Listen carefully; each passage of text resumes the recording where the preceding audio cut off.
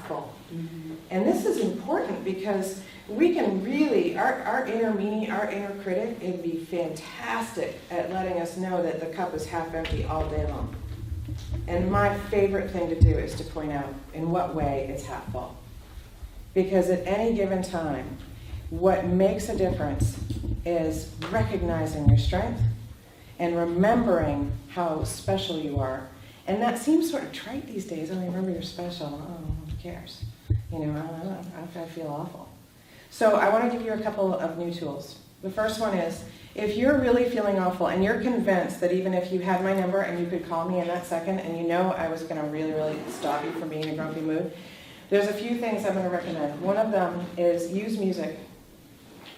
Particularly play something that reminds you of a happy moment.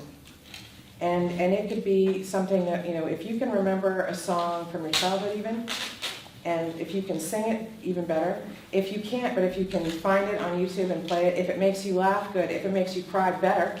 And if it's so silly that it gets you laughing, best. Laughter is key. Another one that makes a big difference is go on YouTube, it's a resource for all of us, and look for something hilarious. And purposefully watch funny cat videos, funny dog videos, whatever it takes, but get yourself laughing. Know that if one person starts laughing, another one will. There's one video of a guy who, the entire video is that he gets on a train, he says nothing, he just sits down among all these really depressed people, and he starts laughing. And these people looking at him like, is he nuts? He's got to be crazy. And in the process, he just keeps laughing like it's just the most hilarious thing ever. And the people start to giggle because he's so silly. And then another one laughs, and it starts this chain reaction. And he gets and then they really, really start laughing, and the whole thing gets going. And new people come on, and they start laughing at the new people who come on just because they showed up and don't even know what's going on. And then he quietly gets off the train and gets on another one. He does the same thing. And this powerful gesture of what's possible is an example of what can happen when if you are in an office with other people and you are aware that everyone else is grumpy but you, and you're feeling, a lot of times I'll get the call, okay, I'm in an environment of very negative people. Catherine, walk me off, tell me how to get out of this. What do I do? And obviously, if you're at work, you can't necessarily sing a song out loud. And you can't necessarily, play a video. But what you can do is, if you think of something funny in yourself, if you can remember a hilarious moment, you can use the power of your mind to remember something really, really good and already start to shift your energy. Now, physically, one of the things that also makes up a difference is that your circulation, your body, and when you're depressed, when you're stressed out, your brain is releasing chemicals into your system. Your bloodstream is going to get full of them. So if you get bad news, and it's horrible news, know that your body has just dosed you with a combination of adrenaline and a few other things. So you're literally on a stress you've literally had a stress martini. So you want to be aware that when you've just gotten a call that is really shattering to you, know that your body is now dosed with its own self-protection.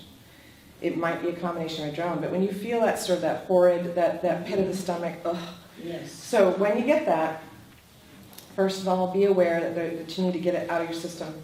So drink more water. If you can find a way to sweat a little, if you're physically disabled, even if you can just raise your arms and just do some movement, it makes a difference. But water, getting a chance to sweat, get it out of your system, take a bath, take a shower. Physically be aware that you need to get some purity. And know that it's your body's effort to protect itself, but that you don't need that. Another opportunity is, have a cup of tea, have something that will give you some rejuvenation, some warming, some self-love. The other big thing is there's always at least one person that's your go-to person that loves you no matter what. Call them up. Make that phone call. And the best thing to do with that phone call is start by saying why you appreciate them, why they're valuable, why you're grateful to them. And in that moment that you give them your gratitude, you're going to feel good because you're giving a gift. And it's going to open your heart, And that already starts a chain reaction to shift the energy of what's really. And then after you've given that gratitude, you can, if they should ask, great. If they don't, and don't hold it against them, but it may be up to you to say, you know what, today was really hard, and I need to be vulnerable for a minute, which is going to take a lot of courage, but I need to tell you what's going on with me. And be in your courage to know that when you open up that way, what you're creating is connection. I wrote an article for the newspaper which we have here, the Asian Pacific News and Review, at the first of the year, called Empathy is the New Currency. Because right now the most valuable thing that we can offer each other to show that we have a reason to connect is that we understand the pain, that we understand what someone's going through, because people can see it in our eyes. And when they see that we know how hard something was, there's now a rapport that begins.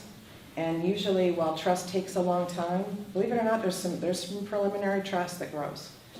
And it's interesting. I read a powerful quote by Osho, and I can't quote it, but I definitely want to share the essence, which is that joy and sadness are like a tree. Sadness is the roots that ground us, because in our sadness, when things happen, we remember what's important, we remember what's precious. And it brings us deeper into ourselves. Whereas happiness are like the branches that are moving in the wind, that are touched by the sun, that have expansion. But you need both, or you really need the balance. So our most difficult times are actually opportunities to learn and to connect. So instead of looking at, oh my gosh, I have this horrible situation, how am I going to get out of it? You can think of it as, which is what I usually say, is what are you learning? And who are you reaching out to? I have friends that I will, they will call me and say, I'm so sorry, but I needed to tell you about this. And I'll say, I'm so grateful. Because if you were really fine, we probably wouldn't talk for months. So I'm actually really okay that you're having trouble, because I love to help people, and I love you, and I love to help, and I'm so glad that you called.